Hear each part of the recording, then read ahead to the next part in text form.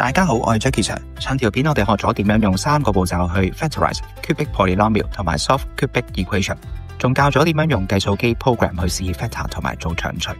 今條片我哋就實踐一下，睇下2022年 DSE Paper 1第14條中4 more about polynomial 嘅題目，點樣用翻上次嘅技巧，由頭到尾解晒佢。題目話 Px 咧就等於 2x3 次加 ax2 次加 bx 減20。當 Px 被 x2 次減 2x 加3除嘅時候 remainder 咧就會係 x 加13。呢題一睇 divisor 係 quadratic 嚟嘅，所以我哋用唔到 factor theorem 或者 remainder theorem， 咁我哋就要用到 division algorithm PDQR 啦。題目俾咗 P 就等於 Px， D 就等於 x2 次減 2x 加3， R 就等於 x 加13。咁我 Q 係啲乜嘢咧？咁我哋就要睇到 PDQR 嘅 degree 啦。咁 P 嘅 degree 係3， D 嘅 degree 係2。咁 quotient 嘅 degree 就係3減2等於1，咁所以我哋就可以 let 個 quotient be mx 加 n。然後我哋就可以用 PDQR 立式 P 等於 D 乘 Q 加 R， 咁我所以咧 Px 就等於括弧 x2 次減 2x 加3乘 mx 加 n 再加 x 加13。而家我就要將右邊爆開，然之後 comparing coefficient。爆嘅時候可以順便做埋 grouping terms。首先如果我要計 x3 次個 terms 出嚟，咁只可以由x2 次乘 mx 就會出到 mx3 次，到計 x2 次嗰個 terms 啦 ，x2 次就要乘 n， 負 2x 就要乘翻 mx， 後邊個 x 加13最大都係 1x 嘅1次，所以可以唔使理佢。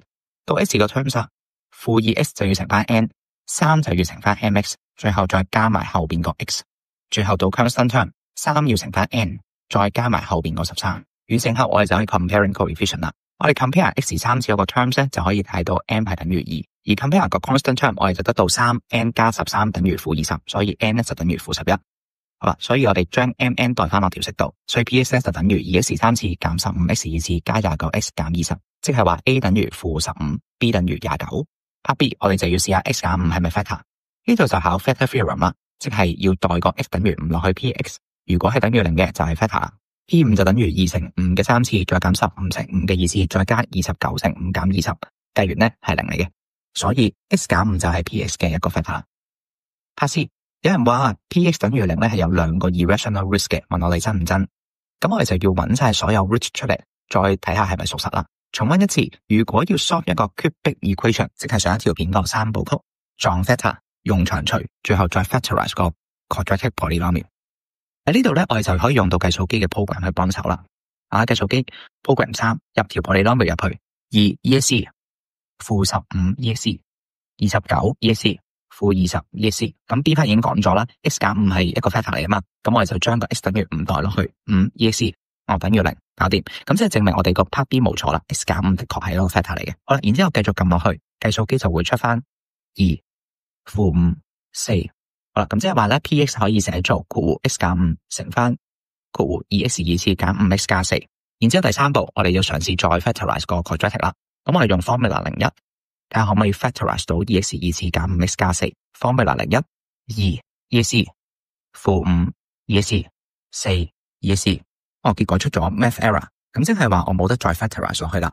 咁我哋點表達我哋嘅答案呢？我哋就要用到 discriminant delta 啦。好啦 delta 就等於 b square 減 4ac， 所以就係負5 2次減4乘2乘4等於25減32，即係負7，我細過0嘅。咁我哋就可以結論話 2x2 次減 5x 加4等於0咧係冇 real root 嘅。冇 real root 自然就冇 irrational root 啦。而 x 等於5又唔係 irrational， 所以個總結論就係 px 等於0根本就冇 irrational root， 所以答案就係唔同意啦。但係你要記住，你嘅答案唔可以淨係寫個 no 兩個字嘅，要解釋清楚，要話俾 marker 聽係冇 real root 冇 irrational root， 否則 marker 就有可能覺得你解釋得唔夠完整，唔俾最後嘅分你咧就好唔抵啦。好啦，咁我哋今日咧就用翻上一條片學過嘅3部曲啦，再加埋個 program， 穩穩陣陣咁樣搞掂咗2022年嘅第14條啦。如果你中意以上嘅內容，記得 like、subscribe 同埋 share 俾你嘅同學。我係 Jackie Sir， 我哋下條片再見。